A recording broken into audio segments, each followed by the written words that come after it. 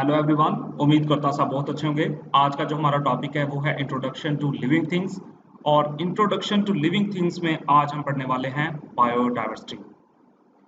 चलिए, आप किसी फॉरेस्ट में जाते हैं और फॉरेस्ट में आप देखते हैं कि आपको मुख्तलिफ तरह के पौधे नज़र आ रहे हैं और मुख्तलिफ तरह के एनिमल्स नज़र आ रहे हैं।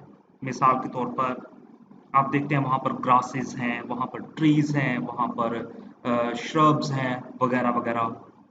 इसी तरह आप वहाँ पर लॉयंस देखते हैं, एलिफेंट देखते हैं, हाइनास देखते हैं, बफलोज हैं।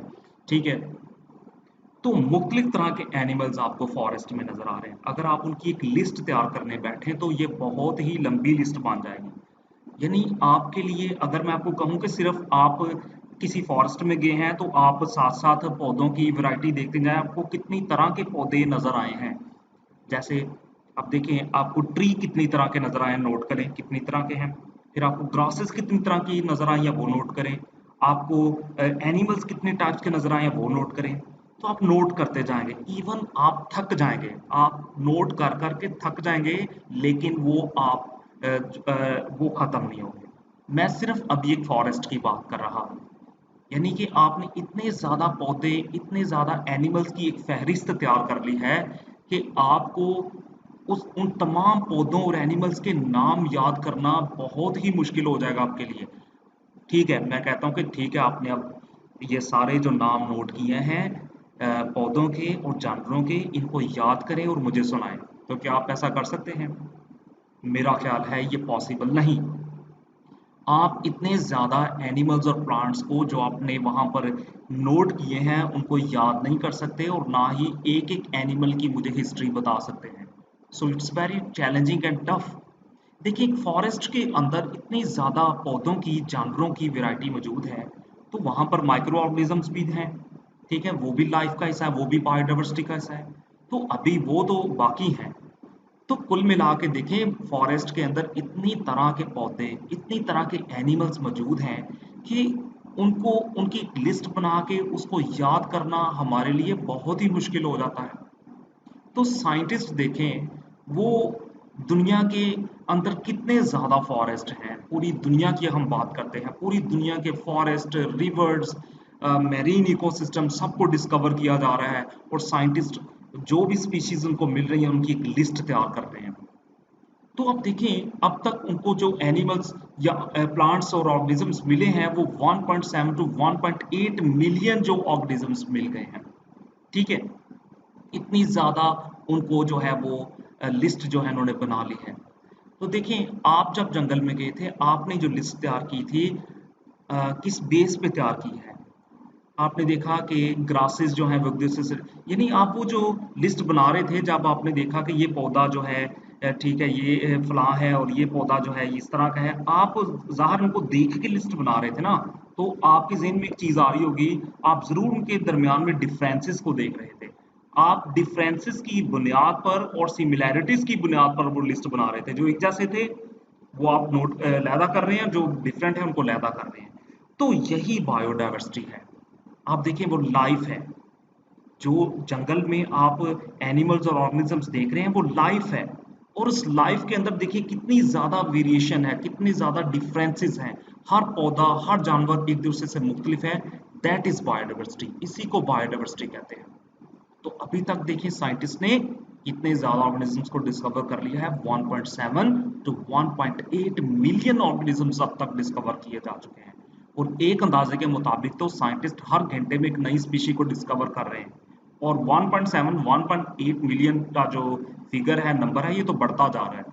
ठीक है, एनीवे, हमारी अर्थ पर इतनी ज़्यादा डाइवर्सिटी मौजूद है ऑर्गेनिजम्स की कि इसको एक वक्त में स्टडी करना बहुत ही मुश्किल है। और एक और बहुत इंटरेस्टिंग बात, साइंटिस्ट जो है मेरीन इकोसिस्टम्स को, मेरीन लाइफ को ज़्यादा फोकस कर रहे हैं, क्योंकि साइंटिस्ट के मुताबिक अभी मेरीन लाइफ जो है इसका उनको बहुत कम पता है। इसलिए आप देखिए ना, ज़्यादातर जब टीवी आप देखते हैं, एनिमल प्लेनेट या फिर वो जो नेशनल जियोग्राफिक डिस्कवरी, वहाँ पर आप देखिए ज़्यादातर जो प्रोग्राम्स हैं वो इस तरह के चल रहे होते हैं जो समंदर के नीचे हैं। ठीक है, वो मेरीन लाइफ को जो है वो डॉक्यूमेंट कर रहे होते हैं क्योंकि उसको बहुत ज़्यादा समझने की कोशिश कर रहे हैं। साइंटिस्ट कहते हैं कि अभी हमें मेरीन लाइफ के बारे में बहुत कम नॉलेज है, तो अभी उसको डिस्कवर कर रहे हैं, डिस्कवर किया जा रहा है। तो देखिए बायोडाइवर्सिटी जो है ये इंक्रीज हो रही है, बढ़ रही है।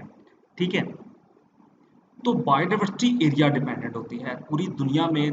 मुख्तलिफ देखें क्लाइमेट है, पोलर रीजन्स में आप चले जाएं, ज़मीन के नॉर्थ पोल और साउथ पोल यानी आर्कटिक और एंटार्क्टिक जो ज़मीन के पोल हैं, वहाँ पर आपको और तरह के एनिमल्स नजर आएंगे।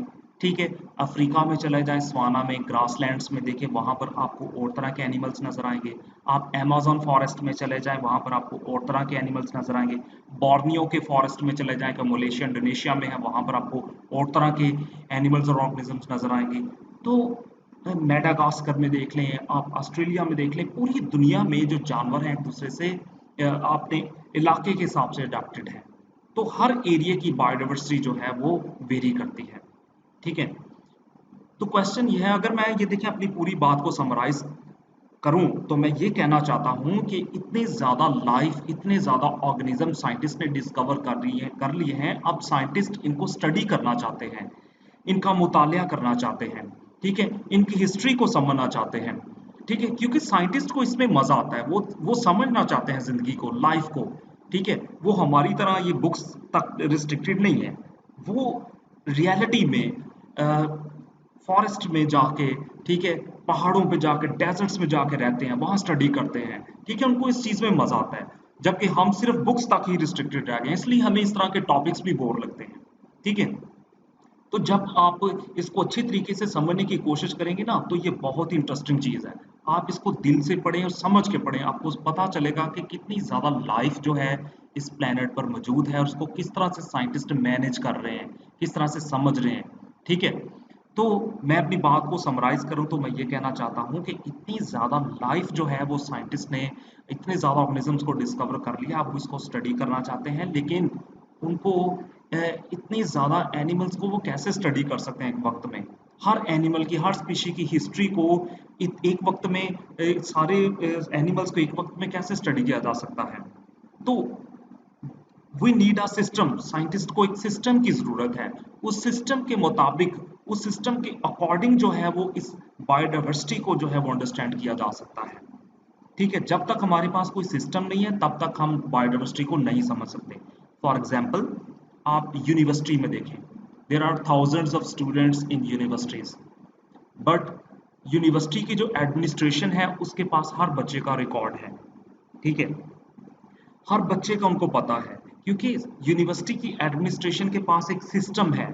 वो तमाम बच्चों का रिकॉर्ड जो उनके पास है, हर बच्चे की डिग्री, उसके मार्क्स, ईच एंड एवरीथिंग, उसका एड्रेस, वो उस एडमिनिस्ट्रेशन के पास है। वो यूनिवर्सिटी एक सिस्टम के तहत चल रही है, जिसके उस सिस्टम के मुताबिक हर बच्चे का रिकॉर्ड उनके पास है। बेशक यूनिवर्सिटी में कितने हजार स्टूडेंट्स क्यों ना पढ़ रहे हो, हर बच्चे की हिस्ट्री उनके पास मौजूद होती है, क्योंकि वहां पर वो एक सिस्टम के मुताबिक काम कर रहे हैं। So scientist also need a specific system so that they can study biodiversity easily, ताकि बायोडाइवर्सिटी को समझा जा सके, हर स्पीशी के एस्पेक्ट को जो है वो समझा जा सके। ठीक है, अच्छा, तो इसमें सबसे पहले आ जाता है सिस्टमैटिक्स। ठीक है, इसीलिए साइंटिस्ट बायोडाइवर्सिटी को समझने के लिए एक जो है वो एक नई फील्ड जो है इमर्ज जो है हुई है बायोलॉजी में, उसको सिस्टमैटिक्स कहते हैं। तो आप अगर इस लफ्ज पे गौर करेंगे तो आपको इसके बीच में ये देखें सिस्टम लिखा हुआ नजर आ रहा है, SYSTEM, सिस्टम।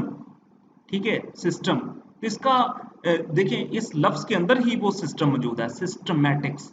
यानी कि साइंटिस्ट के पास एक ऐसा मेथड है जिसके मुताबिक, जिसके अकॉर्डिंग वो तमाम ऑर्गेनिजम्स को अरेंज करते हैं, ऑर्गेनाइज करते हैं। ठीक है, तो देखिए सिस्टमैटिक्स एक बहुत ही ब्रॉडर टर्म है, बहुत ही ब्रॉडर टर्म है। सिस्टमैटिक्स में साइंटिस्ट क्या करते हैं, स्पीशीज को आइडेंटिफाई करते हैं, क्लासिफाई करते हैं, नाम देते हैं उसको, उसकी हिस्ट्री के मुताबिक अरेंज करते हैं। ठीक है, तो ये एक ब्रॉडर टर्म है, इट्स ब्रॉडर देन क्लासिफिकेशन।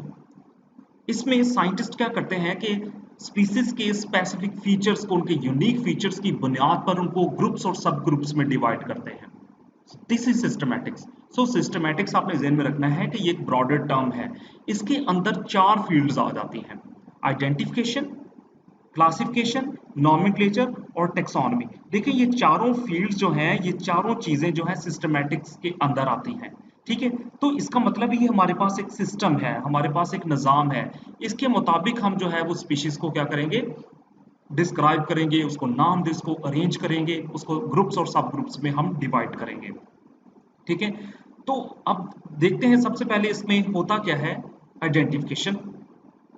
तो साइंटिस्ट सबसे पहले स्पीसीज को क्या करेंगे, आइडेंटिफाई करेंगे। लेट्स सपोज एक बच्चा मेरे पास आ जाता है कि सर मैंने एक नई स्पीशी जो है वो देखी है। मैं उससे पूछूंगा, हाँ वो जो आपने स्पीशी देखी है क्या वो पानी में रहती है या खुश्की पे रहती है? वो कहेगा सर वो टेरेस्ट्रियल है। तो मैं मुझे पता चल गया है कि मैं सारी के सारे जो है वो एक्वेटिक ऑर्गेनिजम्स एक तरफ और टेरेस्ट्रियल एक तरफ, मुझे पता चल जाएगा वो टेरेस्ट्रियल है। ओके, अब मैं कहूँगा क्या उसके अंदर बोन्स हैं या नहीं? वो कहेगा नहीं, मुझे पता चल जाएगा वो इनवर्टिब्रेट है। ओके, फिर मैं कहूँगा कि क्या उसकी जो लेग्स हैं वो जॉइंटेड हैं? वो कहेगा यस सर उसकी लेग्स जॉइंटेड हैं। मुझे पता चल जाएगा वो कोई आर्थ्रोपोड है। ठीक है, इसी तरह मैं देखूंगा कि उसका जो स्केलेटन है बाहर से किस तरह का है, कार्टिनस है किस तरह का है। तो देखिए मुझे पता चल गया है कि वो एक टेरेस्ट्रियल स्पीसी है और वो इन्वर्टिब्रेट है, जॉइंटेड अपेंडेजेस, इसका मतलब है कोई आर्थ्रोपोड स्पीशी हो सकती है। देखिए ये मेरे पास एक क्ल्यू है। ठीक है, क्ल्यू है। तो मेरे कहने का मतलब है कि आइडेंटिफिकेशन के दौरान साइंटिस्ट के पास क्ली होता है, की होती है, उस की के मुताबिक वो स्पीसीज को आइडेंटिफाई करते हैं। तो देखें, टेरेस्ट्रियल, जॉइंटेड लेग्स, कार्टनस एक्सोस्केलेटन, ठीक है, और विदाउट बैकबोन, ये सारी की सारी क्या है, कीज हैं, क्ल्यूज हैं। तो क्ल्यूज और कीज के अकॉर्डिंग जो है वो साइंटिस्ट स्पीसीज को क्या करते हैं, सबसे पहले आइडेंटिफाई करते हैं। यानी कुछ सेट ऑफ कैरेक्टर्स हैं, स्पीसीज के कुछ सेट ऑफ कैरेक्टर्स हैं, उन कैरेक्टर्स की बुनियाद पर साइंटिस्ट उनको क्लासिफाई करते हैं, उनका हैबिटेट देखते हैं, उनकी मॉर्फोलॉजी देखते हैं, उनकी एनाटॉमी देखते हैं, फिजियोलॉजी देखते हैं। इन बातों की बुनियाद पर जो है वो साइंटिस्ट स्पीसीज को सबसे पहले आइडेंटिफाई करेंगे। तो सिस्टमैटिक्स का सबसे पहला जो स्टेप है वो है आइडेंटिफिकेशन। ठीक है, तो सबसे पहले साइंटिस्ट जो है वो पता लगाएंगे कि क्या स्पीशी जो है पानी में रहती है, खुश्की पर रहती है। अगर खुश्की पर रहती है तो क्या वो बैकबोन के साथ है या विदाउट बैकबोन है, वर्टिब्रेट है या इनवर्टिब्रेट है, अब वो जॉइंटेड अपेंडेजेस हैं उसकी या नहीं है। तो इस तरह से जैसे जैसे उसका वो पता चलता जाएगा तो और जो है वो पता चलता जाएगा कि ये किस ग्रुप में फिट आ रहा है। ठीक है, अच्छा इसके बाद क्लासिफिकेशन आ जाती है। तो जब स्पीसीज को क्लासीफाई आइडेंटिफाई कर लिया जाता है तो उसके बाद उसको क्लासीफाई किया जाएगा। मिसाल के तौर पर जब मैंने कहा कि वो एक आर्थ्रोपोड स्पीसी है, जो बच्चे ने मुझे कहा सर वो मुझे ऑर्गेनिज्म मिला है, कोई किसी किस्म का कोई ऑर्गेनिज्म है, तो मैंने वो पता लगा लिया था की मदद से, क्ल्यू की मदद से, कि वो कोई आर्थ्रोपोड हो सकता है। अब मैं उस आर्थ्रोपोड को क्लासीफाई करना चाहता हूँ। ठीक है, अब देखिए मुझे पता है उसका फाइलम आर्थ्रोपोडा है और फाइलम आर्थ्रोपोडा के अंदर कई ऑर्डर्स मौजूद हैं। अब मैं देखूंगा कि फाइलम आर्थ्रोपोडा में ये जो इंसेक्ट है ये सबसे ज्यादा किससे मिलता जुलता है। फाइलम आर्थ्रोपोडा में ये सबसे ज्यादा किससे मिलता जुलता है? जैसे फाइलम आर्थ्रोपोडा में आपको टिक्स और माइट्स भी मिलेंगे, आपको ड्रैगन फ्लाई, मॉस्किटोज वगैरह मिलेंगी। तो आप फाइलम आर्थ्रोपोडा में देखिएगा कि किस कई तरह के आपको इंसेक्ट्स नजर आएंगे। तो वो इंसेक्ट जिसके साथ भी ज्यादा रिजेम्बलेंस रखता हुआ मैं उसको उसके ग्रुप में रख दूंगा। This is classification. ठीक है, सो क्लासिफिकेशन को हम किस तरह डिफाइन करेंगे, arrangement of organisms into groups on the basis of correlated characteristics and resemblance with evolutionary sequence. तो जिसके साथ वो आर्थ्रोपोड ज्यादा मिलता जुलता है उस ग्रुप में, उस ऑर्डर में उसको मैं रख दूंगा। ठीक है, नेक्स्ट आता है नॉमेनक्लेचर। अब देखिए मैंने उस आर्थ्रोपोड को सबसे पहले आइडेंटिफाई किया, फिर मैंने इसको जो है एक ग्रुप में रखा, एक ऑर्डर में रखा, रिजेम्बलेंस और सिमिलैरिटीज की बुनियाद पर उसको उसका एक ग्रुप बना दिया, उसको एक ऑर्डर में रख दिया। अब उसका नाम रखना है। अब जाहिर है जब तक उसका नाम नहीं होगा तो कैसे पता चलेगा वो क्या चीज है? उसका नाम तो होना चाहिए ना। तो उस इंसेक्ट का फिर नाम रखा जाएगा। तो नाम रखने का जो निज़ाम है उसको नॉमेनक्लेचर कहते हैं। आगे चल के हम इसके ऊपर बात करेंगे, अभी जस्ट हम सिस्टमैटिक्स के जो 4 फील्ड्स हैं उनको थोड़ा ब्रीफली देख रहे हैं। ठीक है, so nomenclature mean naming the organisms. फिर आती है टेक्सोनॉमी। आप देखें, आपने एक बात ध्यान में रखनी है, taxonomy is also a type of classification, ये भी क्लासिफिकेशन है, ठीक है। जैसे मिसाल के तौर पर मैं आपको पहले ये बता देता हूँ, आपके घर में जो आप कपड़े पहनते हैं, ठीक है, आप अपने कपड़ों को कैसे क्लासिफाई करते हैं? आपकी जो सेफ अलमारी है, आप अपने कपड़ों को आपने क्लासिफाई करके वहां रखा हुआ है यूटिलिटी की बेस पर। मिसाल के तौर पर अपने टी शर्ट्स को लहदा कर दिया, आपने जो ड्रेस शर्ट्स हैं उनको लहदा कर दिया, ड्रेस पैंट्स को लहदा कर दिया, जीन्स को लहदा कर दिया, कैजुअल शर्ट्स को लहदा कर दिया, शूज़ जो इसी तरह जो जॉगर जो जीन्स के नीचे पहनने वाले शूज़ हैं वो लहदा कर दिए, ड्रेस पैंट्स के नीचे पहनने वाले लहदा कर दिए। तो आपने अपने कपड़ों को यूटिलिटी की बुनियाद पर बेस पर जो है वो क्लासिफाई करके अपनी सेफ अलमारी में रख दिया। This is called classification. तो देखें, क्लासिफिकेशन जो है ये एक कॉमन सा वर्ड है, ये किसी लेवल पे भी हो सकती है। आपकी किचन में क्लासिफिकेशन है, आपने देखे ना, चीज़ों को क्लासिफाई करके रखा हुआ है, एक तरह के जो बर्तन है उनको लहदा कर दिया है, दूसरे उनको लहदा कर दिया है, वगैरह वगैरह। तो टेक्सोनोमी जो है ये है तो classification, but it is pure and scientific term, ठीक है, ये साइंटिफिक क्लासिफिकेशन है। यहां पर जब हम ऑर्गेनिजम्स को क्लासिफाई करेंगे तो एक ऑर्डर, एक लॉ के मुताबिक करेंगे, ठीक है, वैसे नहीं करेंगे। हम देखेंगे कि जो जानदार जिनको हम क्लासिफाई कर रहे हैं कि वो आपस में मिलते जुलते हैं या नहीं मिलते जुलते, उनमें क्या डिफरेंसेस हैं, क्या सिमिलैरिटीज हैं। हम उनको क्लासिफाई करने से पहले उनका अच्छे तरीके से उनकी बायोलॉजी को अंडरस्टैंड करेंगे, उनकी हर एस्पेक्ट को देखेंगे, एक लॉ, एक तरतीब के मुताबिक जो है उनको क्लासिफाई करेंगे। So taxonomy is a scientific term, ठीक है। तो ये बायोलॉजी की वो ब्रांच है that deals with the forming of laws and principles of classifying the organisms. तो इसमें हम कुछ सर्टेन रूल्स, कुछ क्राइटेरिया की बुनियाद पर जो है वो ऑर्गेनिजम्स को जो है वो क्या करते हैं, क्लासिफाई करते हैं। So it's not a normal classification.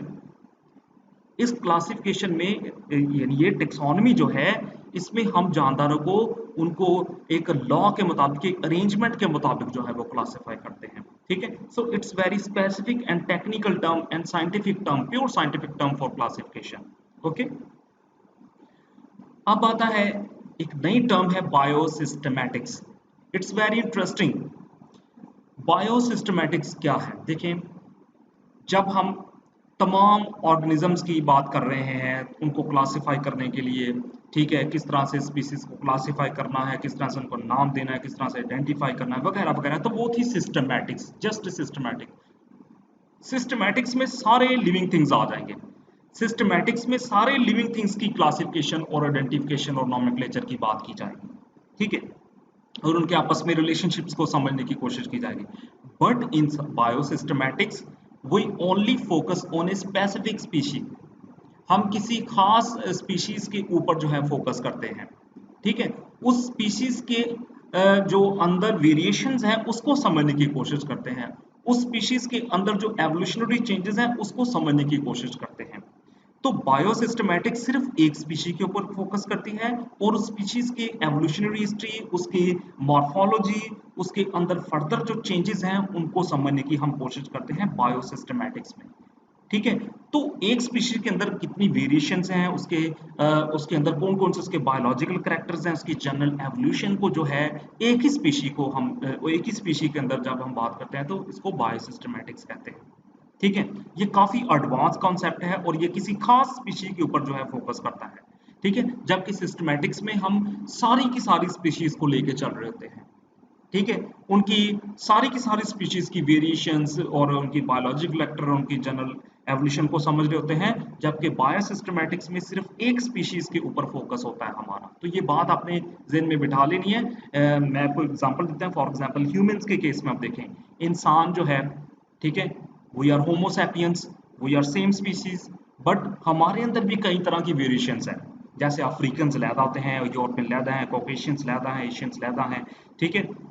अच्छा, आप इस डायग्राम में देखें, इस पिक्चर में देखें, आपको देखिए कितनी तरह की वेरिएशंस नजर आ रही है, सारे फेस देखें आपको, ये देखें हर रेस आपको नजर आ रही है इसमें, यूरोपियंस और एशियंस और वगैरह वगैरह, चाइनीज वगैरह इसमें। तो ये देखिए, ये बायोसिस्टमैटिक्स है। आप देखिए ना कितनी ज्यादा वेरिएशंस है, इंसान के अंदर कितनी ज्यादा वेरिएशंस है। इसके अलावा आप देखें एक और बहुत जबरदस्त एग्जाम्पल है ये इन फिंचेस की। जो डार्विन ने स्टडी की थी। देखिए ये सारी की सारी हैं तो फिंचेस, ठीक है, लेकिन इनकी देखें इनके अंदर वेरिएशंस क्या है, इनके अंदर कौन कौन से, ये देखिए इसकी चोंच किस तरह की, इसकी किस तरह की है, ये क्या खाती है, हर किसी का अपना अपना हैबिटेट है, हर किसी की अपनी अपनी एवोल्यूशनरी हिस्ट्री है, हर किसी के अपने अपने बायोलॉजिकल करैक्टर्स हैं। तो देखिए एक ही स्पीशी के अंदर कितनी ज़्यादा वेरिएशंस हैं और कितनी ज़्यादा वो डाइवर्सिटीज और कितने ज़्यादा चेंजेस हैं इनके अंदर, that is called biosystematics. Okay, now we comes to types of classification.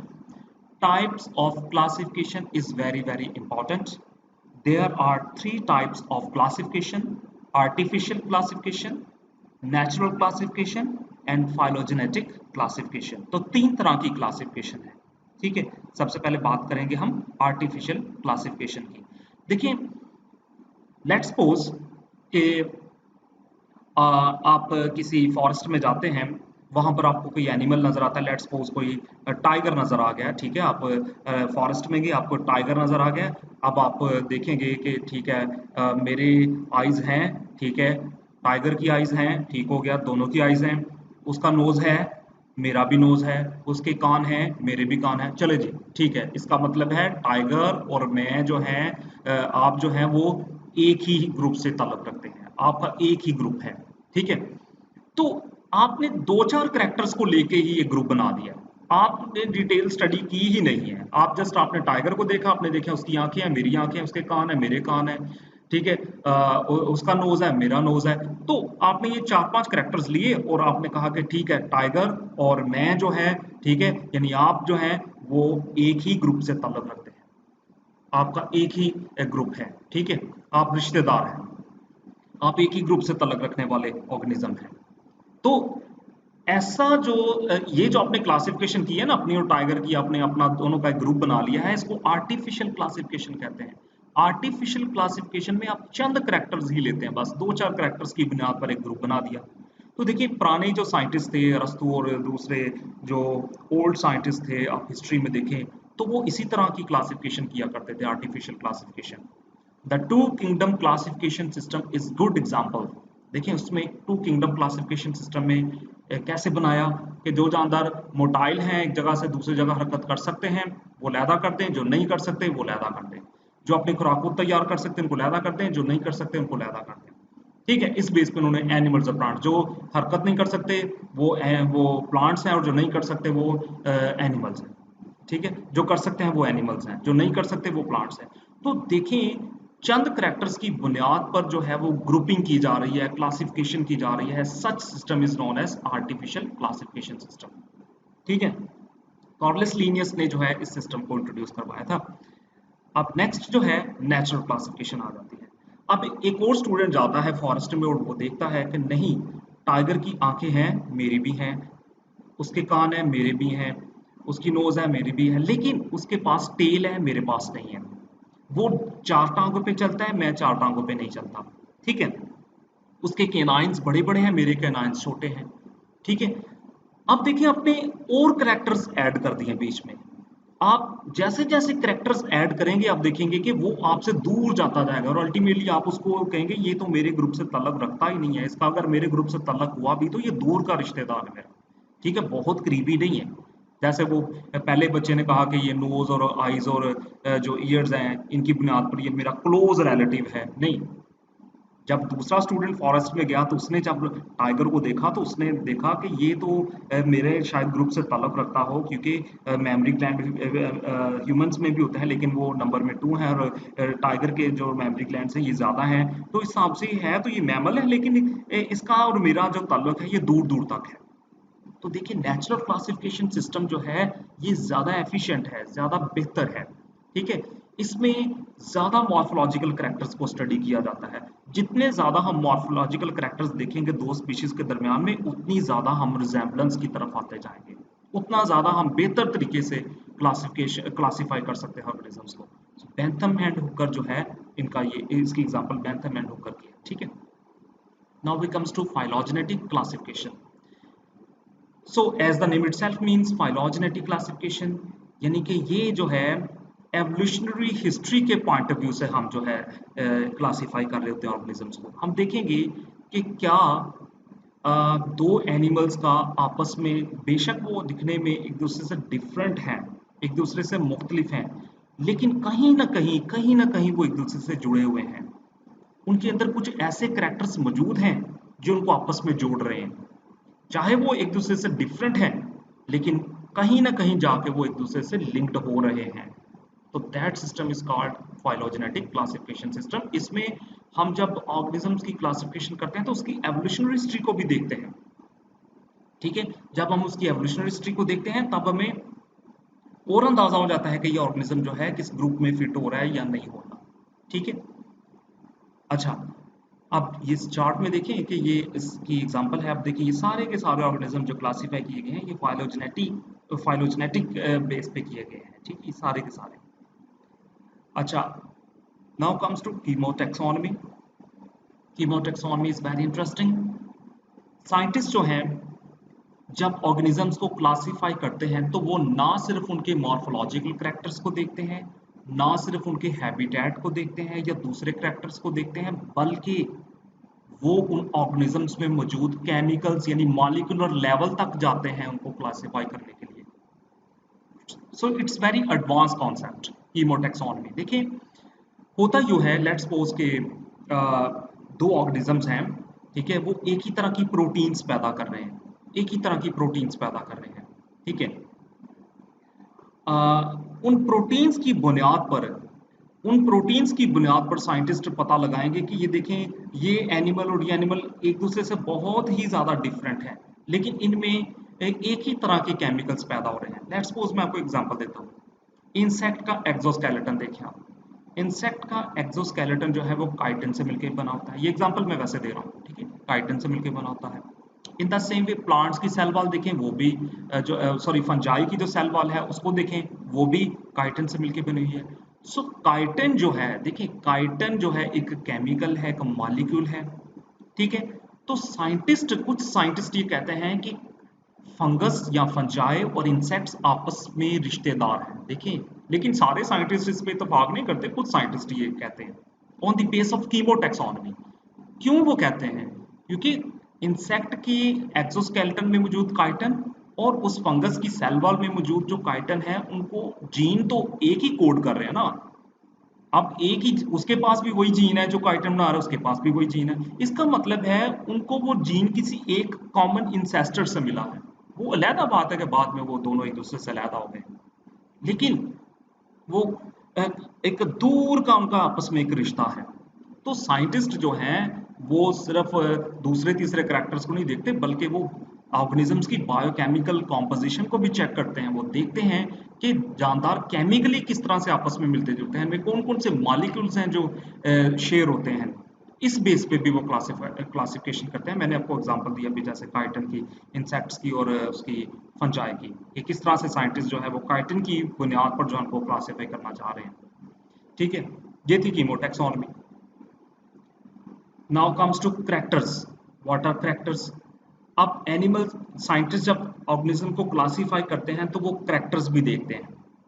देखें, बायोडाइवर्सिटी को हम पढ़ रहे हैं और बायोडाइवर्सिटी में हम सिस्टमैटिक्स को देख रहे हैं, और सिस्टमैटिक्स में हम देख रहे हैं कि किस किस बुनियाद पर हम जो है वो ऑर्गेनिजम्स को क्लासीफाई कर सकते हैं और उनको ग्रुप और सब ग्रुप्स में डिवाइड कर सकते हैं। और जब हम उनको ग्रुप्स और सब ग्रुप्स में डिवाइड करेंगे तो कौन कौन से क्राइटेरिया को हम यूज करेंगे, साइंटिस्ट कौन कौन से क्राइटेरिया को यूज करेंगे ऑर्गेनिजम्स को क्लासीफाई करने के लिए, तो ये सब कुछ हम पढ़ रहे हैं। आपने बोर नहीं होना, बस ध्यान से मेरी बात सुननी है। ठीक है, इट्स वेरी इंटरेस्टिंग। अगर आप इंटरेस्ट के साथ पढ़ेंगे तो ये बहुत ही इंटरेस्टिंग चीजें हैं। Characters, ancestral. मिसाल के तौर पर आप देखें, हमारे लार्ज इंटेस्टाइन ह्यूमंस में आप देखें, ह्यूमंस की लार्ज इंटेस्टाइन की जो है वो स्टार्टिंग में आप देखें एक छोटी सी एक आउट ग्रोथ है लार्ज इंटेस्टाइन के बिल्कुल स्टार्ट पे। ठीक है, एक छोटी सी आउट ग्रोथ है जिसको हम कहते हैं अपेंडिक्स। ठीक है, अपेंडिक्स एक छोटी सी आउट ग्रोथ है, ये नॉन फंक्शनल है। ठीक है, इसका कोई हमारी बॉडी में काम नहीं है, लेकिन हमारे इंसेस्टर्स में ये जो है फंक्शनल थी। इसी तरह ये अपेंडिक्स किसी और एनिमल में स्टिल फंक्शनल है। साइंटिस्ट ये देखते हैं कि इस एनिमल में भी अपेंडिक्स है, लेकिन इसमें फंक्शनल, और हमारे अंदर भी अपेंडिक्स है, हमारे अंदर नॉन फंक्शनल। इसका मतलब है कि वो एनिमल और हम जो है वो आपस में कभी, हमारे जो इंसेस्टर हैं वो सेम थे, क्योंकि इसको भी अपेंडिक्स उसी इंसेस्टर से मिली है और हमें भी अपेंडिक्स उसी इंसेस्टर से मिली है। वो अलहदा बात है कि उसके अंदर स्टिल फंक्शनल है और हमारे अंदर वो नॉन फंक्शनल है, क्योंकि हमारे अंदर कई चेंजेस आ चुके हैं, हम एक दूसरे से अलहदा हो चुके हैं, ठीक है, और जिसकी वजह से ये चेंज आया है। सो ये जो अपेंडिक्स है ये कंजर्व करैक्टर है। ये जिस तरह से हमें हमारे इंसेस्टर से मिला ये वैसे का वैसे ही मौजूद है, लेकिन ये नॉन फंक्शनल हो गया है। तो ऑर्गेनिजम्स में मौजूद चंद करैक्टर्स को जो उनको उनके इंसेस्टर से मिले हैं, ये भी एक क्राइटेरिया है ऑर्गेनिज्म को क्लासिफाई करने का। फिर ड्राइव्ड करैक्टर्स। अब ड्राइव्ड करैक्टर्स क्या है? मान लीजिए कि एक पॉपुलेशन है ऑर्गेनिजम्स की, पॉपुलेशन ए है, कोई भी स्पीशी है लेट्स सपोज। तो कोई ऐसा इवेंट होता है अर्थ पर, कोई ऐसा कोई फ्लड आ जाता है, कोई तूफान आ जाता है, कोई ऐसा चेंज आ जाता है माहौल में कि अचानक वो स्पीशीज जो है वो डिस्ट्रीब्यूट हो जाती हैं। कुछ स्पीशीज जो है वो पहाड़ के इस तरफ शिफ्ट हो जाएंगी और कुछ स्पीशीज जो है वो पहाड़ के इस तरफ शिफ्ट हो जाएंगी। आप देखें ना, वो पॉपुलेशन जो है माहौल में चेंज आने की वजह से फ्रेगमेंटेड हो गई। उसके कुछ मेंबर जो हैं वो पहाड़ के इस तरफ शिफ्ट हो गए और कुछ पहाड़ क्रॉस करके दूसरी तरफ चले गए। अब उनको अलहदा हुए कई हजार साल हो गए हैं। तो आप क्या समझते हैं कि उनके अंदर चेंजेस आए होंगे? बिल्कुल, पहाड़ के इस तरफ जो स्पीशीज हैं अब वो चेंज हो चुकी हैं और दूसरी तरफ जो थी वो चेंज हो चुकी हैं, ठीक है। अब दोनों पॉपुलेशंस जो इस तरफ और इस तरफ पहाड़ के दोनों तरफ मौजूद हैं, दोनों पॉपुलेशंस को देखें। कभी वो एक ही हुआ करती थी, एक ही पॉपुलेशन का पार्ट थे वो दोनों, लेकिन उस चेंज की वजह से, ठीक है, वो दोनों जो है वो डिवाइड हो गए। एक पहाड़ की इस तरफ चले गए, दूसरे इस तरफ चले गए, और कई हजार साल बाद उनके अंदर जो चेंज आए, ठीक है, वो ड्राइव्ड चेंजेस हैं। और ये चेंज किसकी वजह से आए थे? हैबिटेट की अडाप्टेशन की वजह से। वो पहाड़ की इस तरफ रहना शुरू हो गए, वो इस तरफ, पहाड़ की इस तरफ माहौल और था, इस तरफ और था, ठीक है। लेकिन उनके अंदर स्टिल जो करैक्टर्स मौजूद हैं, ठीक है, जो करैक्टर्स आए, न्यू करैक्टर्स आए हैं, ठीक है, वो ड्राइव्ड करैक्टर्स हैं। मिसाल के तौर पर पहाड़ की इस तरफ बारिश नहीं थी होती, वो उन्होंने अपने को उस हिसाब से अडाप्ट कर लिया है। पहाड़ की इस तरफ बहुत ज्यादा बारिश होती है, उन्होंने अपने को इस हिसाब से अडाप्ट कर लिया। Now comes to conservative characters. Conservative, ठीक है, ये ऐसे करैक्टर्स होते हैं जो हमें मिले तो हमारे एंसेस्टर से होते हैं, लेकिन ये करैक्टर्स इवॉल्व हो रहे हैं gradually with the passage of time, ये इवॉल्व हो रहे हैं। These are not like appendix, not like ancestral characters. ये इंसेस्ट्रल करैक्टर की तरह नहीं होते। ये करैक्टर्स कंजर्वेटिव करैक्टर्स जो होते हैं, ये आए तो हमारे इंसेस्टर से हैं, लेकिन ये करैक्टर्स जो हैं ये इवॉल्व हो रहे हैं with the passage of time. So scientist जो हैं एनिमल्स में, ऑर्गेनिजम्स के अंदर करैक्टर्स को भी स्टडी करते हैं, करैक्टर्स का भी मुताला करते हैं, और इसकी बुनियाद पर भी वो ऑर्गेनिजम्स को क्या करते हैं? क्लासीफाई करते हैं। फिर एक बहुत ही इंपॉर्टेंट कॉन्सेप्ट आता है हमारे पास, होमोलॉजी और एनालॉजी, ठीक है। चलिए मैं आपको होमोलॉजी पहले जो है ना ये इस पिक्चर से समझाता हूँ। आप अब देखें, ये जो आपको बाजू नजर आ रहा है ये ह्यूमन का है, ये जो है ये कैट का है, ये जो है ये वेल का है, और ये जो है ये बैट का है। आपको पता है ये बैट का जो पर है, विंग है, इसको पैटागोनिया कहते हैं, नोट कर ले। The wing of bat is called patagonia, patagonium, ठीक है, ये पैटागोनियम है। पैटागोनियम ऑफ बैट, ठीक है, फ्लिपर ऑफ वेल, ठीक है। और ये इसकी कैट की जो लिम्ब है और ह्यूमन की जो लिम्ब है, इनके अंदर आप देखें बोन्स, ये जो पर्पल में है ये है ह्यूमरस। हमारे अंदर भी ह्यूमरस देख लें, इसके अंदर भी ह्यूमरस है, इसके भी अंदर भी है, और इसके अंदर भी है, तीनों के अंदर ह्यूमरस है। फिर रेडियस अल्ना, ये दो बोन्स देखें, इनके अंदर भी हैं, हमारे अंदर भी हैं, ठीक है। ये हमारी भी हैं, कैट के अंदर भी हैं, इसके अंदर भी हैं, ठीक है, ये और बैट के अंदर भी है। इन द सेम वे आप कार्पल, मेटाकार्पल और फ्रिंजेस को देखें, ये सारी की सारी स्ट्रक्चर्स, बोन्स की अरेंजमेंट को देखें, आई मीन कि बोन्स की अरेंजमेंट देखें, हमारी ह्यूमन आर्म्स में देखें, कैट की जो है लिम्ब में देखें, इसके फ्लिपर में देखें, और इसके पैटागोनियम में देखें, आपको ये एक जैसी अरेंजमेंट नजर आ रही है। although we have adapted different habitats, हमने मुख्तलिफ हैबिटेट्स को अडेप्ट कर लिया है, लेकिन एनाटॉमिकली हम सब जो है एक दूसरे से मिलते जुलते हैं। देखें ये बोन्स की अरेंजमेंट को देखें। तो साइंटिस्ट कैसे इनको क्लासिफाई कर रहे हैं, ठीक है, ये होमोलॉजी है क्या एक्चुअली में? देखिए, ये जो करेक्टर है, ये जो बोन्स की अरेंजमेंट का जो करेक्टर्स है, इनको किसी एक इंसेस्टर से मिला है। किसी एक इंसेस्टर से इनको ये वाला करेक्टर मिला है। ठीक है, तो ऐसे ऑर्गन्स जो ओरिजिन के हिसाब से सेम हो, जिनका ओरिजिन सेम हो लेकिन फंक्शन डिफरेंट हो, उनको हम होमोलोगस ऑर्गन्स कहते हैं।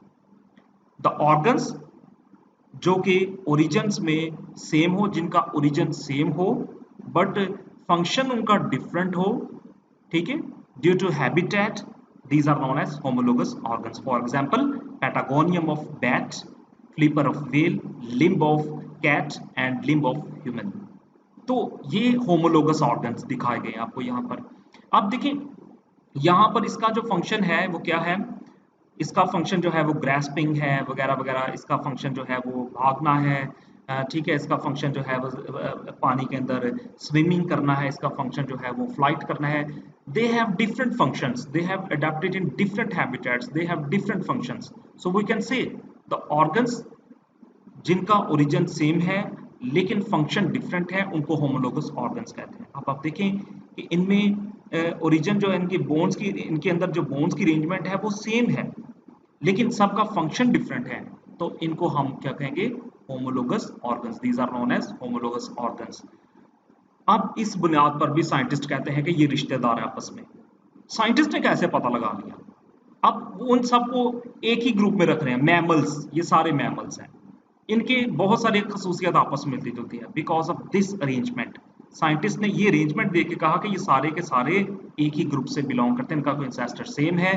ऑल्दो ये सारे अपने डिफरेंट हैबिटेट्स में शिफ्ट हो गए हैं लेकिन इनकी इंसेस्ट्री अगर देखी जाए तो वो सेम है, इनका ग्रुप जो है वो सेम बन रहा है क्योंकि इनके अंदर देखें बाजुओं की अरेंजमेंट इनको किसी एक इंसेस्टर से मिली। तो यहाँ पर जो ग्रुपिंग की जा रही है वो उनकी एनाटॉमिकल फीचर्स की बेस पे की जा रही है, उनकी होमोलॉजी की बेस पे की जा रही है। इसी तरह हमारे पास एक टर्म आती है एनालॉजी या एनालॉगस ऑर्गन्स। ठीक है, आप देखें इंसेक्ट में मॉस्किटो को देखें, मॉस्किटो के विंग्स होते हैं, और इसी तरह आप किसी बर्ड को देखें, परिंदे को देखें, उसके भी विंग्स हैं। अब मॉस्किटो अपने विंग्स की मदद से फ्लाइट करता है, जो बर्ड है वो भी अपनी विंग्स की मदद से फ्लाइट करता है। लेकिन देखिए आप दोनों के जो विंग्स हैं वो फंक्शन दोनों का सेम है, फ्लाइट, लेकिन इंसेक्ट की और बर्ड की जो इंसेस्टर है वो क्या सेम हो सकते हैं? आप इंसेक्ट के विंग को देखें और उस बर्ड के विंग को देखें, आपको ह्यूज डिफरेंस नजर आएगा, कोई सिमिलैरिटी नहीं है उनके अंदर। फंक्शन सेम है, दोनों फ्लाइट में हेल्प करते हैं, दोनों के विंग्स फ्लाइट में हेल्प करते हैं, लेकिन उनका ओरिजिन डिफरेंट है। उनके जो ऑर्गन्स हैं वो देखिए उनका रीजन डिफरेंट है, फंक्शन सेम है, ऐसे ऑर्गन्स को हम एनालॉगस ऑर्गन्स कहते हैं। ऐसे ऑर्गन्स जिनका फंक्शन सेम हो लेकिन ओरिजिन डिफरेंट हो, एनालॉगस ऑर्गन्स कहलाते हैं। ऐसे ऑर्गन्स जिनका ओरिजिन सेम हो, फंक्शन डिफरेंट हो, उनको होमोलोगस ऑर्गन्स कहते हैं। This is called homology and analogy. इसकी बुनियाद पर जो है वो साइंटिस्ट ऑर्गेनिजम्स को क्लासिफाई करते हैं। तो this is all about homology and analogy. तो ये एक बहुत ही इंपॉर्टेंट क्राइटेरिया होता है साइंटिस्ट के पास ऑर्गेनिजम्स को क्लासिफाई करने का। तो देखिए डिफरेंट डिफरेंट क्राइटेरियाज यूज किए जा रहे हैं टू क्लासिफाई द एनिमल्स, ताकि हम सही तौर पर बेहतर तरीके से ऑर्गेनिजम्स को, एनिमल्स को, प्लांट्स को, तमाम लिविंग थिंग्स को समझ सकें। ठीक है, अच्छा, अब देखें कि ऑर्गेनिजम्स को हम क्लासिफाई कर रहे हैं वगैरह वगैरह, तो अब उनको एक नाम देना है हमने। मान लीजिए कि मैं एक साइंटिस्ट हूँ, आप एक साइंटिस्ट हैं, आप एक लैदा स्पीशी डिस्कवर करते हैं, मैं एक लैदा स्पीशी डिस्कवर करता हूँ, आप उसका नाम कुछ रख देते हैं, मैं कुछ रख देता हूँ, ठीक है, स्पीशी, ठीक है। अब मैंने जो नाम रखा है, ठीक है, अब वही ऑर्गेनिज्म जो मुझे मिला था वो किसी और को मिलता है, वो कोई उसका और नाम रख देता है, ठीक है। तो हर साइंटिस्ट जो है वो जो स्पीशीज को मिल रही है उसका अपना अपने मुताबिक नाम रख रहा है। दिस इज ग्रेट कन्फ्यूजन, ठीक है, ये बहुत बड़ी कन्फ्यूजन है। अब मैं उस साइंटिस्ट को मिलूंगा, मैं जाकर कहूंगा यार मुझे ये स्पीशी मिली है, ठीक है, फ्लाम फॉरेस्ट से मिली है, ये देखो इसका नाम ये है, ठीक है, वो कहेगा ये तो मुझे भी मिली है, मैंने इसका नाम ये रखा है, ठीक है। तो हमारे दरमियान में एक कॉन्फ्लिक्शन आ जाएगी, ना तो वो मेरी बात पे इत्तेफाक करेगा ना मैं उसकी बात पे इत्तेफाक करूंगा, मैं अपने हिसाब से उसको नाम दे रहा हूँ, वो अपने हिसाब से नाम दे रहा है, ठीक है। तो दुनिया के मुख्तलिफ इलाकों में देखें कई लैंग्वेज यूज होती हैं, आप इवन एक कंट्री के अंदर देख लें, कई लैंग्वेज यूज की जाती हैं, ठीक है। इवन लैंग्वेज हर 30 किलोमीटर के डिस्टेंस पे वेरी करती है। तो हर ऑर्गेनिज्म का जो लोकल नेम होता है, लोकल नेम होता है हर इलाके में। आप चले जाएं तो किसी ना किसी पौधे का, किसी ना किसी जानवर का कोई ना कोई लोकल नेम होगा। तो लोकल नेम जो है ये बहुत बड़ी कंफ्यूजन कॉज करते हैं, ठीक है। तो साइंटिस्ट के लिए साइंस में ये सबसे बड़ा इशू है, साइंस में सबसे बड़ी प्रॉब्लम जो है ये लोकल नेम्स है, ठीक है। जब हम साइंस में चीज़ों का, ऑर्गेनिजम्स का मुतालिया कर रहे होते हैं तो हम लोकल नेम्स के साथ उनकी स्टडी नहीं कर सकते, क्योंकि वो बहुत ज़्यादा कंफ्यूजन कॉज करते हैं। जैसे मेंढक है, ठीक है, फ्रॉग है, ठीक है। तो अब चाइना में जाके अगर मैं फ्रॉग मेंढक बोलूंगा तो उनको तो बिल्कुल समझ नहीं आएगा ये क्या बात कर रहे हैं, ठीक है। इसी तरह मैं फ्रांस में चला जाऊँ, स्पेन में, स्पेनिश में अगर उनको मैं बोलूँ कि ये मेंढक है तो वो मुझे स्पेनिश में अपना नाम बता देंगे उसका। तो एक ही जानवर के देखें वो कई नाम हैं, तो एक ही जानवर के कई नाम है, तो ये कंफ्यूजन है। हर बंदा अपना अपना नाम दे रहा है उसे, तो इट इज ग्रेट कंफ्यूजन, ठीक है। तो स्पीशीज के जो कॉमन नेम है, मतलब एक ही स्पीशी के जो है वो कई मिसाल के तौर पे आप देखें ना, मैंने एग्जांपल दिया है ब्लैक बर्ड। अब कॉमन नेम है ब्लैक बर्ड, एक कॉमन नेम है, ये हर उस परिंदे के लिए यूज करते हैं जो ब्लैक कलर का है। ये क्रॉ के लिए भी यूज करते हैं, ये रेवन के लिए भी यूज करते हैं। ये दोनों क्रो और रेवन मिलते जुलते परिंदे हैं, ये पहाड़ी कौवा होता है, ठीक है।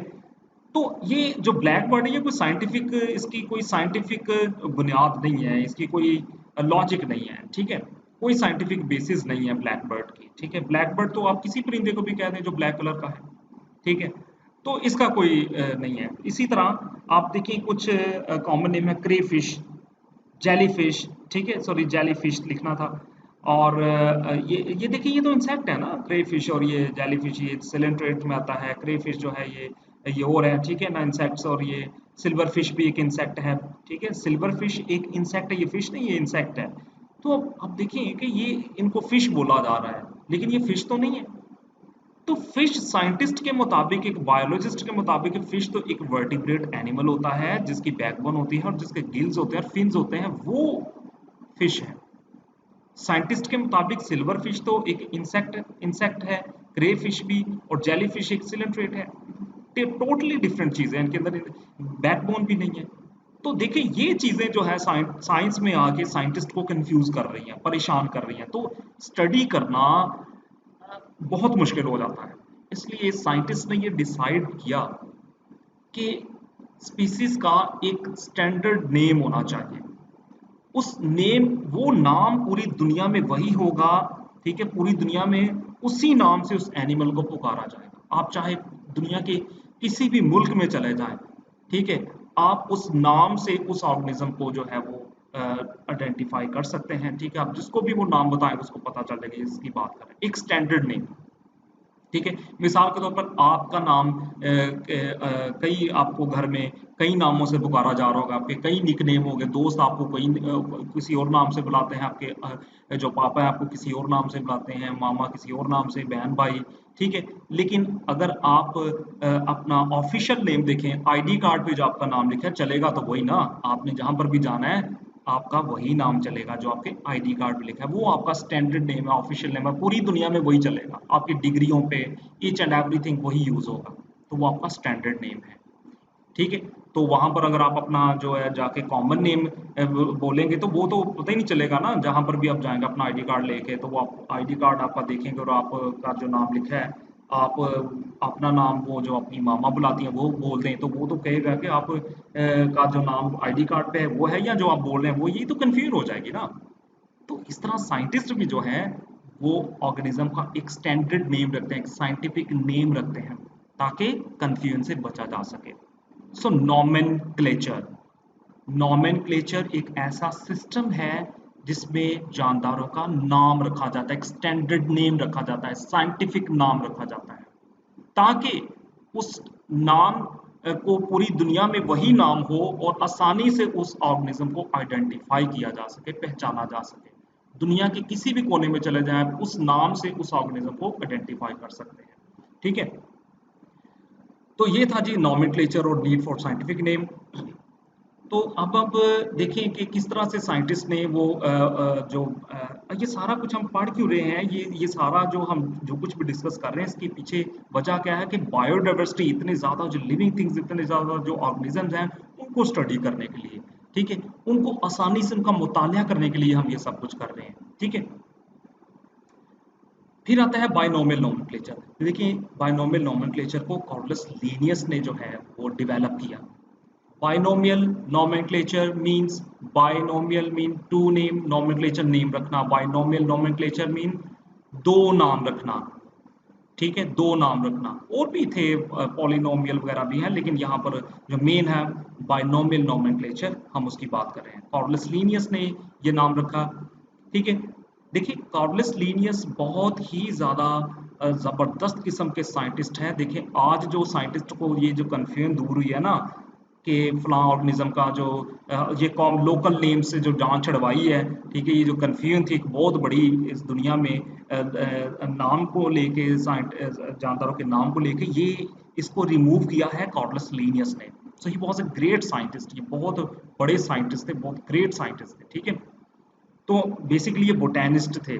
इन्होंने एक बुक पब्लिश की सिस्टमा नेचर के नाम से, सिस्टमा नेचुरी, 1758 में, 1758 में इस बुक को पब्लिश किया गया। इसका 10th एडिशन था, सिस्टमा नेचुरी का जो है वो 10th एडिशन पब्लिश हुआ 1758 में। तो इसमें कई नाम जो है इन्होंने वो रखे, जो है वो इवन जोलॉजी में कई नाम इन्होंने रखे हुए हैं, बॉटनी के कई जानदारों के, कई एनिमल्स के, कई प्लांट्स के इस बुक के अंदर जो है वो इन्होंने नाम रखे, नाम जो है उनकी फहरिस्त तैयार की, ठीक है। इन्होंने कई स्पीशीज के जो नाम है वो रखे और उनकी सिस्टम ऑफ नेचर के अंदर जो है उनको बताया कि इसका साइंटिफिक नेम ये है, इसका साइंटिफिक नेम ये है, इसका साइंटिफिक नेम ये है। तो इन्होंने जानदारों के जो है वो साइंटिफिक नाम रखा हुआ था system of nature natural book में।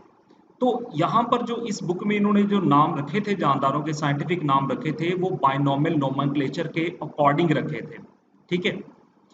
कॉर्लिस लीनियस जो है, इनका जो एक्चुअल नेम था वो था कॉर्ल वॉन लिनी। कॉर्ल वॉन लिनी इनका एक्चुअल नेम था। इन्होंने अपने नाम को भी लैटिनाइज्ड कर दिया, कॉर्लिस लीनियस रख दिया है। तो कॉर्लिस लीनियस इनका लैटिनाइज्ड नेम है। आगे चल के हम बात करते हैं, ठीक है।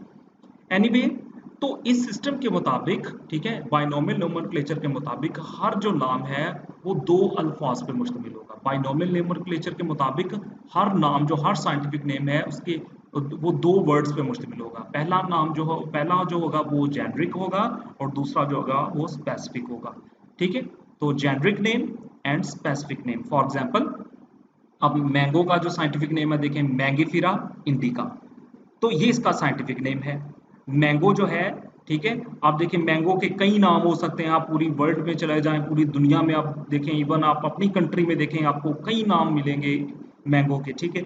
तो लेकिन जब आप मैंगीफेरा इंडिका बोलेंगे, अगर वो बंदा साइंटिफिक है तो उसको पता चल जाएगा कि ये किसकी बात कर रहा है, किस ऑर्गेनिज्म की बात कर रहा है। इतने मिलियंस ऑफ ऑर्गेनिज्म में से वो एग्जैक्ट उसी को आइडेंटिफाई करेगा जिसकी आप बात कर रहे हैं। तो ये फायदा है इसका बायनोमियल नोमेनक्लेचर का, ठीक है।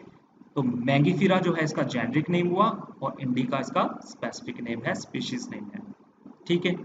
अब इसके कुछ रूल्स हैं। जब बायनोमियल नोमेनक्लेचर को हम ये सिस्टम यूज करते हैं तो उसके कुछ रूल्स और रेगुलेशन हैं जो कि कॉर्लिस लीनियस ने हमें इंट्रोड्यूस करवाए। देखिए सबसे पहले तो एक बहुत ही इंपॉर्टेंट बात मैं आपसे करना चाहता हूँ कि जितने भी साइंटिफिक नेम है ये लैटिन वर्ड में रखे गए हैं। हम हमेशा जो है वो लैटिन वर्ड यूज करते हैं, लैटिन लैंग्वेज यूज करते हैं इसको साइंटिफिक नाम रखने के लिए। लेकिन लैटिन लैंग्वेज का यूज क्यों किया गया? साइंटिफिक नाम, जब साइंटिस्ट ने साइंटिफिक नाम रखे ऑर्गेनिजम्स के, तो लैटिन लैंग्वेज में ही क्यों रखे? इसकी एक वजह है। लैटिन पहले नंबर पे तो अनपॉपुलर है, बहुत कम इसको बोला जाता है, ठीक है। ये बहुत ज़्यादा बोली जाने वाली ज़ुबान नहीं है। उस वक़्त लैटिन जो है थोड़ी फेमस थी और इसके अंदर बहुत कम एवोल्यूशन हुई है इसकी वर्ड्स में।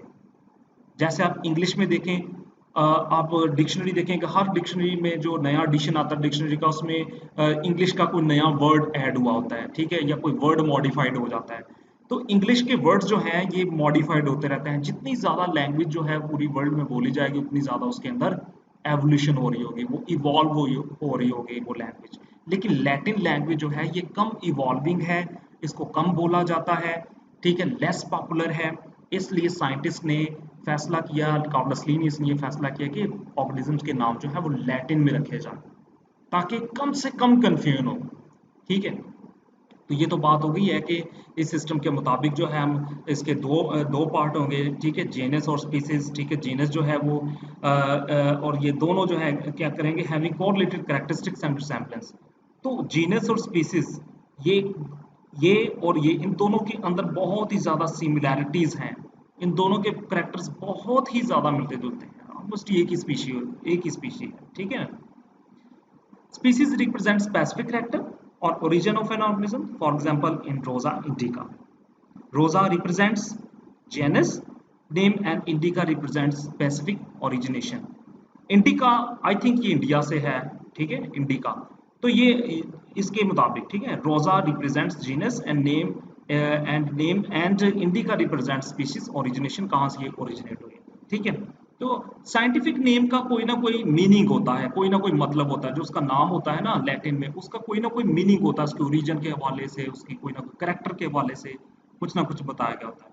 ठीक है, अगर तो आप साइंटिफिक नेम को हाथ से लिख रहे हैं, ठीक है, मैनुअली लिख रहे हैं, तो उसको जो है वो अंडरलाइन करते हैं। सॉरी, ये गलती से अंडरलाइन हो गया, अंडरलाइन नहीं था इसको करना। ठीक है, जब आप हाथ से लिख रहे हो तो तब उसको अंडरलाइन करते हैं, ठीक है। लेकिन जब आप कंप्यूटर में लिख रहे हो तो उसको अटैलिक्स कर दें, ठीक है, अटैलिक्स कर दें। ये बात है कि जब आप साइंटिफिक नाम को मैनुअली लिख रहे होंगे, पेन से या पेंसिल से लिख रहे होंगे, तो उसको जो है वो अंडरलाइन कर दें लिख के, और दोनों को लहदा-लहदा अंडरलाइन करना है, जैसे कि रोजा और इंडिका है, ठीक है। और यहाँ पर आप देखें, ये जस्ट मैंने ठीक है लाइन लगी है, लेकिन एग्जाम्पल के तौर पर है कि जब आप कंप्यूटर में जब लिख रहे होंगे, ठीक है, टाइप कर रहे होंगे, तो फिर उसको नीचे अंडरलाइन ना करें, जस्ट उसको अटैलिक्स में कर दें, ठीक है। तो ये इसके रूल्स और रेगुलेशन है। ओके, अच्छा, एक और इम्पॉर्टेंट चीज़ मैं आपसे डिस्कस करना चाहता हूँ। ये तो ठीक है, एक जनरल सी बात है जो आपने पहले भी कई दफ़ा पढ़ी हुई है, लॉ ऑफ प्रायोरिटी। अब ये बहुत ही इंपॉर्टेंट पॉइंट है। कार्लस लिनियस ने जो अपनी बुक पब्लिश की, उसका 10th एडिशन जो आया, सिस्टेमा नेचुरी का 10th एडिशन जो आया, उसके अंदर जितने भी साइंटिफिक नेम उन्होंने लिस्ट किए थे, बताए थे, ठीक है, वो बाइनोमियल नोमेनक्लेचर के मुताबिक रखे गए। कार्लस लिनियस ने जो 1758 के अंदर बुक पब्लिश की सिस्टेमा नेचुरी, उसका जो 10th एडिशन आया, उसके अंदर जितने भी नाम कार्लस लिनियस ने रखे थे वो एक सिस्टम के तहत बाइनोमियल नोमेनक्लेचर को मद्देनजर रख के रखे गए, ठीक है। तो साइंटिस्ट कहते हैं कि इस बुक के अंदर जो भी नाम जो कार्लस लिनियस ने रखे हैं सिस्टेमा नेचुरी के अंदर, इसके 10th एडिशन में जितने भी नाम दर्ज हैं, बताए गए हैं ऑर्गेनिजम्स के, ये वैलिड हैं, जस्ट ये वैलिड है। इसके अलावा अगर कोई नाम है तो वो वैलिड नहीं है। ये तो बात हो गई कि इसके अलावा अगर कोई नाम हुआ तो वो वैलिड नहीं होगा, जस्ट यही नाम वैलिड है जो सिस्टेमा नेचुरी के अंदर मेंशन किए गए हैं 1758 में जो पब्लिश हुई थी, ठीक है। अब लॉ ऑफ प्रायोरिटी क्या है? इस लॉ के मुताबिक वो नाम जो सिस्टेमा नेचुरी के पब्लिश होने से पहले साइंटिस्ट ने रखे हुए थे अपने अपने, वो साइंटिफिक नाम जो साइंटिस्ट ने अब रखे हुए थे सिस्टेमा नेचुरी के पब्लिश होने से पहले, उनको साइंटिस्ट का कहा कि इनको रिजेक्ट कर दिया जाए, इनको कंसीडर नहीं किया जाएगा। This is law of priority. Priority किसको मिल रही है? सिस्टेमा नेचुरी में मौजूद नेम्स को। लॉ ऑफ प्रायोरिटी से क्या मुराद है कि वही नाम वैलिड हैं जो सिस्टेमा नेचुरी के अंदर प्रेजेंट हैं। सिस्टेमा नेचुरी के पब्लिश होने से पहले जो नाम हैं साइंटिफिक, उनको कंसीडर नहीं किया जाएगा, वो वैलिड नहीं है। ये है law of priority. So it is very very important point, ठीक है। ये एक एक्स्ट्रा पॉइंट था जो मैंने आपसे शेयर किया है। दोस्तों देखिए, आज हमने बायोडाइवर्सिटी के मतलब को देखा, और हमने ये समझा है कि किस तरह से साइंटिस्ट जो हैं वो बायोडाइवर्सिटी को समझने के लिए एक सिस्टम उन्होंने इंट्रोड्यूस करवाया है, और किस तरह से वो सिस्टम को लेकर चल रहे हैं ऑर्गेनिजम्स को क्लासीफाई करने के लिए, इनको आइडेंटिफाई करने के लिए, उनको नाम देने के लिए। ताकि ऑर्गेनिजम्स को इजीली अंडरस्टैंड किया जा सके, उनको इजीली समझा जा सके। So it's all about biodiversity. Thanks a lot for listening. मिलते हैं नेक्स्ट लेक्चर में, तब तक के लिए खुदा हाफिज।